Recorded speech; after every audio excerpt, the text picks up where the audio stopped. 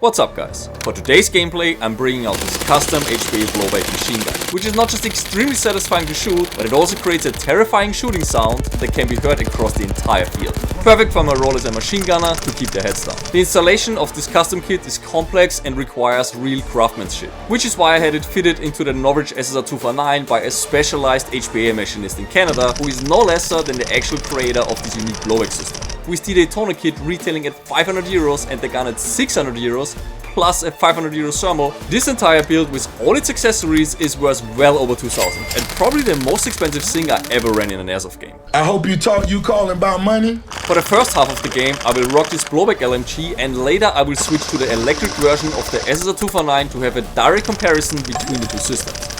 For this game I'm especially excited to spot people tucked in thick bush using the thermal vision, to then use constant full auto to penetrate through whatever vegetation is between me and them. So let's unleash this beast against the enemy.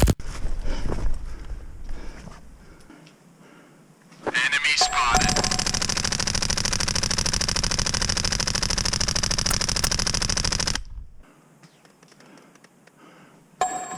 The SSR249 comes with a 2000 round electric feeding magazine, and the blowback system is connected to a large tank on my back filled to 4500 psi of pressure, so I can lay down constant full auto without having to worry about running out of BBs or air.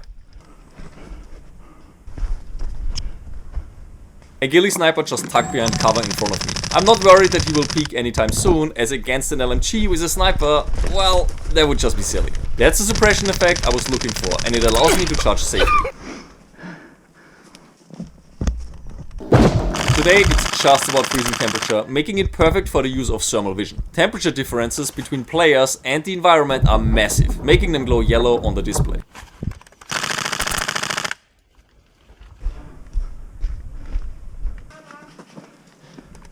Careful. There's one that's in front of me.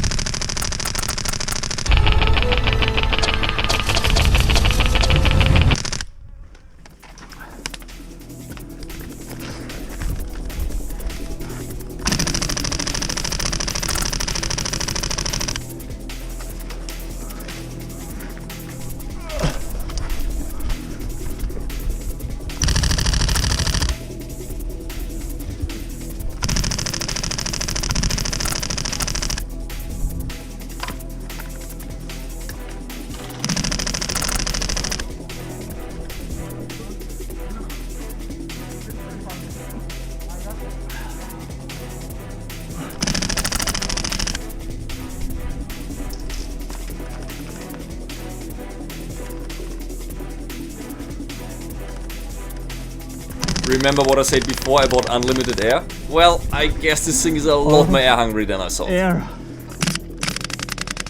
Yeah, that's it. Maybe I have one BB left. Oh no, there goes my ammunition. Okay. Let's go. One BB in the chamber.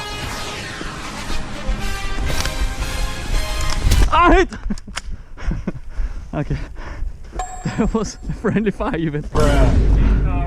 Sorry for that friendly fire, it wasn't meant for you. It's fine, all good. It was on that last run, right? Yeah. You know, I had no air anymore and I had one BB in the chamber, so it was a suicide anyways. I was shooting on a guy and he just ran me into. Yeah, it's fine, it's fine. I would have been killed anyways. Okay, enough of this guy. I want to switch to the AEG version. Don't let me leave, Murph! No! No! No! No! The SSR249. It will shoot more accurate, and I'm gonna demonstrate this because this Daytona kit, it's very fun to shoot. You know, you have all the kick and all of that, all the realism, but accuracy wise I will show you. So first I'm gonna shoot the Daytona at, what is that, like maybe 40 meters at this gray block. The grouping on the Daytona is very hard to make out on the zoom cam. So here is a circle that kinda shows you the spread. So again, very fun, really nice kick, but the BBs are kinda dropping and I played with the hop up. You know, I'm already using .25s to get a bit more lift. That's the best I could do. They're dropping short, the group is not ideal. But again, for a suppressive fire, totally does the job. I do, however, want to get those people, peeking out from corners, and I don't want to give them the time to pull the head back in. So I have to be able with the first, 1, 2, 3 BBs to actually hit them, and this is where the AEG will do much better. But you will see the accuracy soon. Also put this new stock on it, so I can adjust the length. Just something I'm playing around with. If I like it, we might actually add it to the store for the 249. So now this whole thing comes off. And yeah, that's the entire unit. All the cameras, all the thermal, it's all bolted to the top rail. So all I have to do now is basically bolt that thing on. And I have the same setup then. Alright, good, and now we'll see the grouping of the AEG at the same distance. Now into the further distance.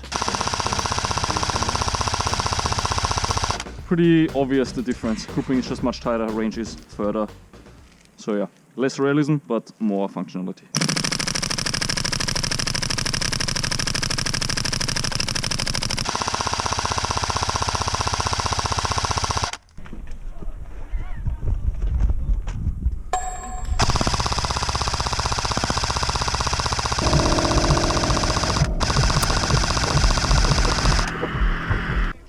He's down, he's down.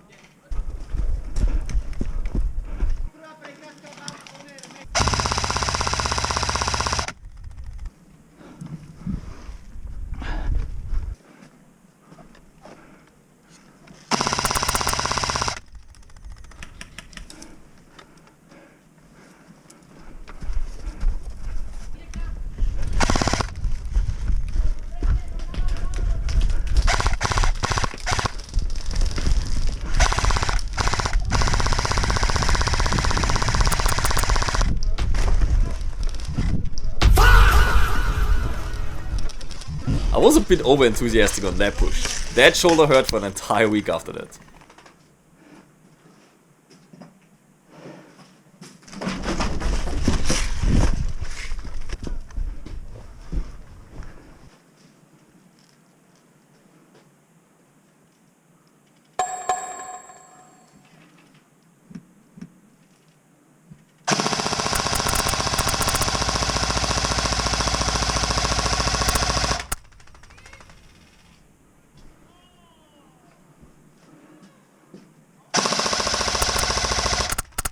The additional range and lesser spread definitely make a difference. If the first shots miss, players just tuck behind cover. So this is a welcome change on the AEG version compared to the Daytona one.